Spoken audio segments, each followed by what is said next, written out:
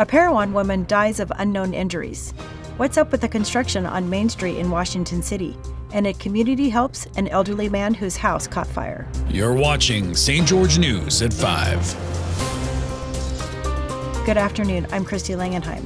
On Saturday, law enforcement and medical personnel responded to a house in Parowan where they found an unresponsive woman with unknown injuries in critical condition. 62-year-old Robin Whittle was transported to the hospital where she later died from her injuries. Police are saying that investigation needs to be done, but that it can't be done right this minute. Parowan City Police Chief Addison Adams explained that they don't believe the public is in any danger and that the community is secure. He also requested that anyone with information to assist this investigation please call 435-586-9445. Main Street in Washington City has been under construction for quite some time now. Here's Haven Scott with what you can expect to see there and a timeline for the construction. Those driving in the area of North Main Street in Washington City may have noticed a lot of temporary road closures, closed sidewalks, and loud heavy machinery. St. George News spoke with Washington City Councilman Kurt Ivey, who said most of the closures have been due to workers adding infrastructure to a planned development in the area. The Solente planned development will be a resort-style community with 2,200 units, shops, restaurants, and upscale short-term rentals bordering the Red Cliffs Desert Reserve. Washington City Public Affairs Officer Jordan Hess said most of the sewer, power, and utility work for the development has been installed, but there is a lot of work to be done between now and completion. As far as a timeline at Solente to complete infrastructure for the development, the developers said they are working with city and state officials to make traffic flow as efficiently as possible. Ryan Coates, area manager for GWC Capital, said while most of the major work has been done, it will take years before the project is finished. Just a few blocks away, at the intersection of Main Street and Buena Vista Boulevard, Utah Department of Transportation crews and contractors are working to complete the new Interstate 15 interchange to be named Exit 11. Washington City Public Works Director Blake Fonsbeck told St. George News it might be another year before the sidewalks that are missing on Buena Vista are replaced. UDOT Communications Manager Kevin Kitchen previously told St. George News the Main Street I-15 project could be finished as early as summer. Thanks, Haven. Springdale is undergoing a transformative change to get people out of their cars and up on their feet. Here's Stephanie DeGraw on how Springdale is becoming a much more walkable town. Springdale will increase its walkability as construction on its sidewalks wrap up in January. Town Councilman Randy Atton explains.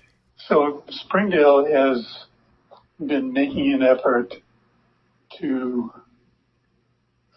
encourage people to get out of their vehicles. And we've done this in a number of ways. The shuttle buses in town helped, but we've been building more sidewalk on both sides of the road, trying to connect all the businesses in town so that people can leave their cars in their motels and walk to a restaurant in town.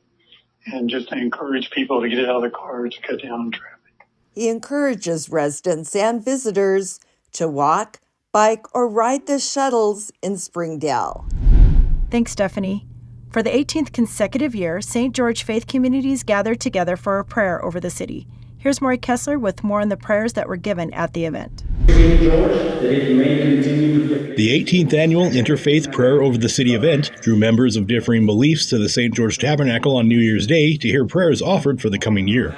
During the event, representatives of the area's various faiths offered a short prayer that was generally themed around a particular subject, such as support for the military, support and comfort for the area's police officers and other first responders, teachers and their students, and so on.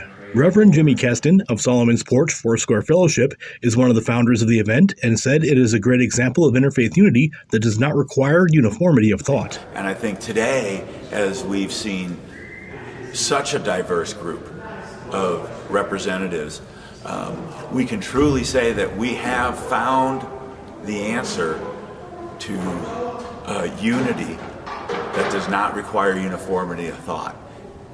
And it's really two simple words: respect and love. Also involved in the New Year's Day interfaith event was Shadman Bashir, a representative of the area's Islamic community who has participated in prayer over the city for the last 3 years. This year, his prayer focused on respecting others and celebrating their differences as an opportunity to build bridges of understanding. Some of the best people I've come across are in the Interfaith Council. And again, the best thing about Interfaith Council is that, it's a true spirit of a council. They're focused on providing support to not just their own religious groups, but to everyone. And that is what attracted me to this. And I love being part of this group because the mutual respect that I experience. The tight-knit community of Bloomington came together to help an older man's home which was facing a devastating fire. St. George Fire Department quickly responded to the fire in the man's attic and chimney and safely evacuated the 90-year-old homeowner and his dog from the burning house. Despite the significant damage to the attic, they managed to salvage most of the residents. Witnessing the unfortunate incident, the community rallied, providing not just physical assistance, but also offering shelter and comfort to the elderly man during this difficult time. And now I'm going to send it over to Aaron Crane to give us a breakdown of what's happened this past week in sports. SUU men's basketball is heading into conference play with a win over Antelope Valley. Despite missing their second leading scorer, Parsifala, and their leading rebounder, Jamari Sibley, the T-Birds were able to pull out a 95-78 victory over the Pioneers. Braden Housley had a big night, dropping 22 points and 6 assists and 4 steals. Utah Tech men's basketball played Florida International at home, and it was a scary one for the Trailblazer fans. With 0.7 seconds to go in the fourth quarter, the Panthers heaved up a half-court three and got it to fall, tying the game at 83 and forcing overtime. However, the Trailblazers put their foot on the gas in overtime, outscoring the Panthers 13-9, finishing the game with a 96-92 win. Noah Gonsalves played a big part in the Trailblazers' win, finishing the game with 21 points while shooting 7 for 11 behind the arc. His 7 threes broke the school record for threes made in a game. Thank you for watching St. George News at 5. I'm Christy Langenheim with St. George News, your #1 source for local news. This has been St. George News at 5.